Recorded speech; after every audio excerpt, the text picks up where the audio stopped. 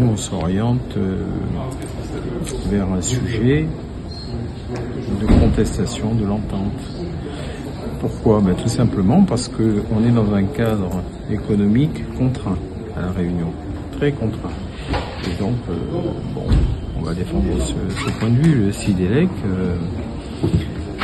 mon client dit ils vont toucher de l'argent, on va voir de toute façon, parce que le tribunal a très bien compris comment ça se passe. Mais moi, j'ai pas le dossier de Duroncel, mais enfin, ce sera notre défense. On s'achemine vers ça. Moi, je suis salarié en plus. Mon client, il est salarié. Là, vous avez entendu, tout le monde sont des entrepreneurs.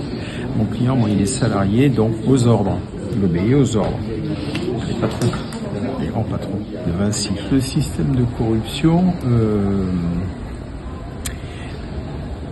c'est vrai qu'il y avait une option qui consistait à dénoncer, mais ça a été fait par le courrier qui a été adressé au préfet, qui est la tutelle en fait de Sidelec.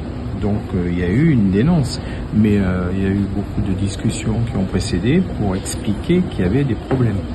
C'est ce qu'il a expliqué en tout cas, qu'il y avait des problèmes de fonctionnement avec le Sidelec. Voilà. Il n'est pas plus impliqué que les autres puisque c'était global. Mais il fallait remettre les choses à plat avec des marchés qui étaient corrects. Il l'a dit sur le chiffrage, puisqu'on a dit mais c'est 300%. Et il a dit oui, le problème c'est qu'avant c'était bien sous-payé, sous-évalué. Voilà.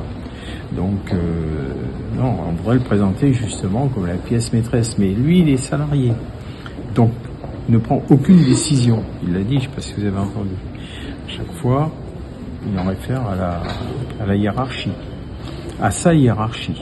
Et donc, c'est la hiérarchie qui lui dit, on continue, voilà, c'est comme ça. Mais il n'a aucune marge de manœuvre, en fait, en réalité. Le Sidelec, quand les marchés sont attribués, après, il faut les payer. Alors, ce qu'il a expliqué, c'est que ça devenait compliqué s'il n'exécutait pas.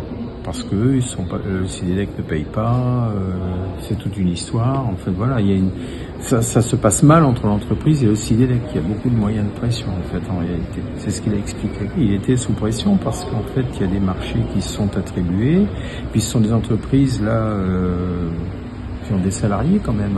Les gens, s'ils font pas le chiffre d'affaires, c'est des gens qui perdent leur travail, etc., etc. Bon. Donc ils demandent qu'à travailler, mais dans des conditions correctes, sans reversement de quoi que ce soit. Et c'est ça le problème en fait.